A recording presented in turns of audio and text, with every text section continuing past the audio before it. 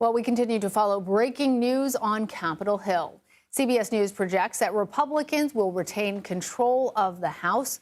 The GOP is expected to win a minimum of the 218 seats necessary for control. The final number likely to end up somewhere between 220 and 222. We know that Republicans have already flipped the Senate. CBS News congressional correspondent Nikole Killion continues to follow all of this for us from Capitol Hill. So, Nikole, let's talk about how significant this development is.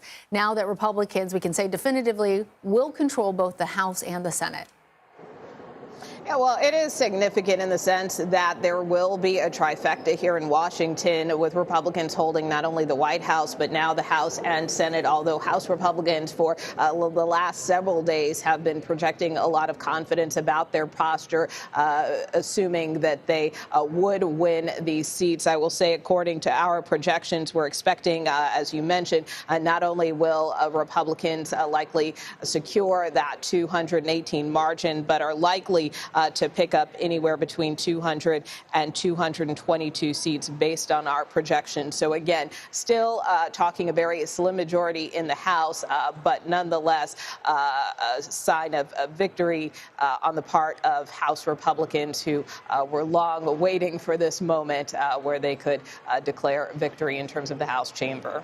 A slim majority, but a majority everywhere, Nikole. As you point out, they have control of Congress, both chambers.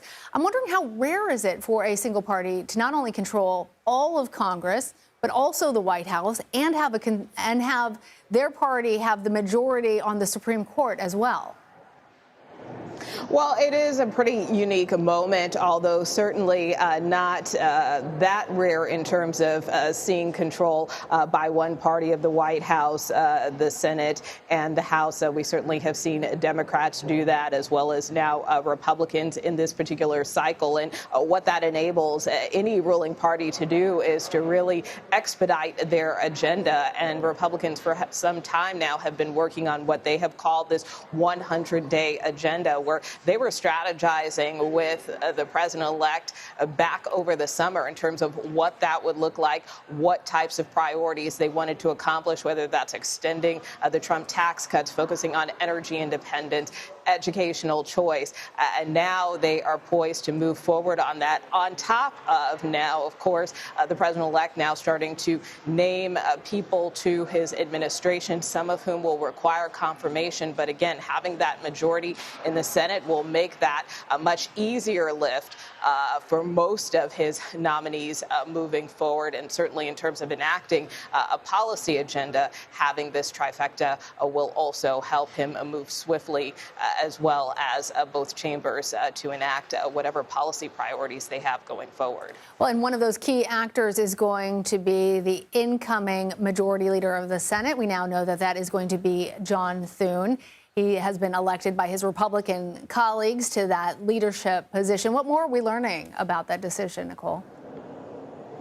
Well, this was 9 months in the making. Keep in mind that Mitch McConnell announced earlier this year that he would step down from leadership, although he does intend to serve out the remainder of his term, which goes through 2026. So he will be sticking around, but just not as leader. But it does really mark a changing of the guard in the Republican conference in the Senate, in the sense that Mitch McConnell has been the leader of the Republican Party in the Senate for some 18 years. Since 2007. In fact, just yesterday, he talked about he was going to miss his office in the Capitol, having to give it up, having served both as majority and minority leader over that tenure. What we know about John Thune is that he is a key deputy of Leader McConnell as a minority whip. He has worked very closely with Leader McConnell, kind of as his number two. But at the same time, in terms of trying to jockey for this position of majority leader, has made clear that he is willing to enact the Trump agenda going forward, even though at times he has been at odds with the president-elect. So that is something that he reaffirmed today,